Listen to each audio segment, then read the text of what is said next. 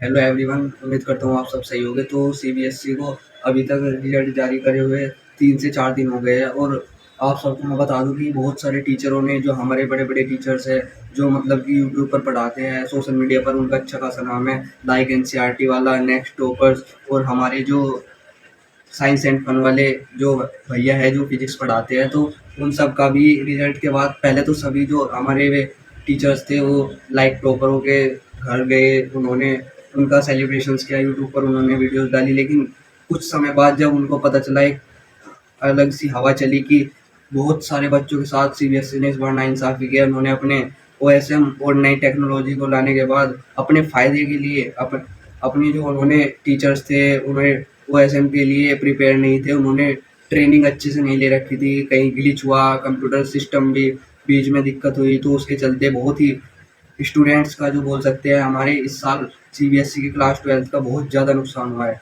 और उसके बाद भी जो हमारे टीचर्स हैं उन्होंने उसके खिलाफ वीडियो बनाई, सीबीएसई से अपील की कि सीबीएसई रीवैल्यूएशन में जो, चलो पहले जो गलती हुई उन्होंने सब एक्सेप्ट करते हैं और रीवैल्यूएशन में जो है वो जितने भी बच्चों के साथ गलत हुआ है उसकी सीबीएसई फीस माफ़ करे।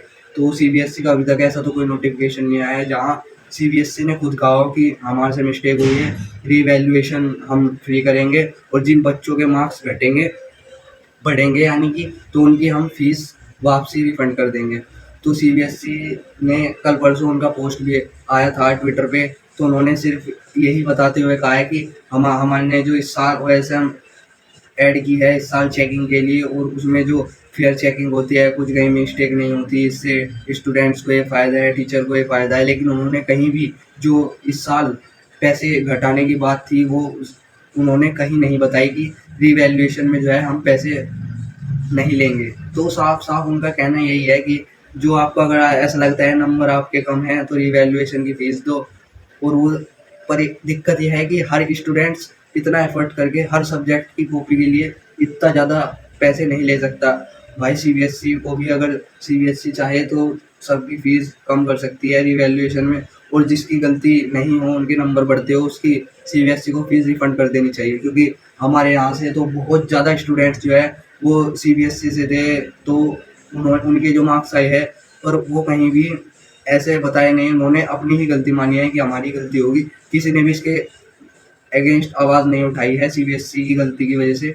तो सबको यही लगता है, हमारे यहाँ के जो पेरेंट्स हैं उनको भी यही लगता है कि सीबीएसई तो सही है, बच्चे ने कहीं गलती की होगी, इसने ही अच्छे से नहीं प्रिपरेशन की होगी। लेकिन उन पेरेंट्स को क्या पता कि सीबीएसई की गलती की सज़ा फर्स्ट टाइम जो प्रैक्टिकल क्लास 12th के बच्चों के साथ किया गया है, उनके भविष्य के साथ खिलवाड़ किया गया है, वो उन सबको क्या जाने।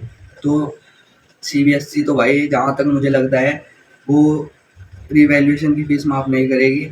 तो सीबीएसई को तो सिर्फ़ अपना यहाँ पर प्रॉफ़िट दिख रहा है। तो भाई आज की जनरेशन जो है, तो भाई बहुत ज़्यादा पढ़ाई के नाम पर बहुत दिक्कतें हो रही है, क्योंकि एनटीए देख लो, सीबीएसई देख लो और सीयूईटी देख लो, तो कोई भी अच्छे सिचुएशन में, अच्छे सिस्टम में, अच्छे तरीके से काम कर ही नहीं रहा है।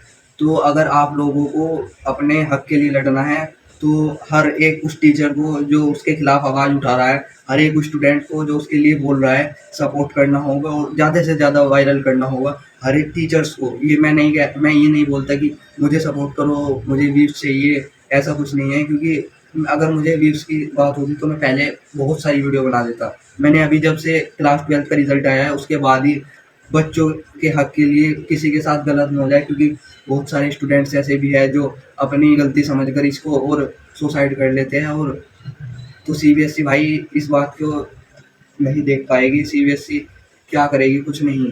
तो ये जो बच्चों का नुकसान है, पेरेंट्स का नुकसान है, जब बच्चे नहीं रहते किसी स्टूडेंट टीचर की गलती की वजह से, तो उसकी सारा दोष बच्चों पर ही आता है। तो मेरी आप सबसे हाथ जोड़ कर ये रिक्वेस्ट है कि भाई प्लीज़ इस तरीके की वीडियो जो बना रहे हैं कोई भी स्टूडेंट है, तो उसे ज़्यादा से ज़्यादा सपोर्ट करो, ताकि ये बात आगे तक जाए और सीबीएसई को पता चले कि उन्होंने गलती कहाँ की है।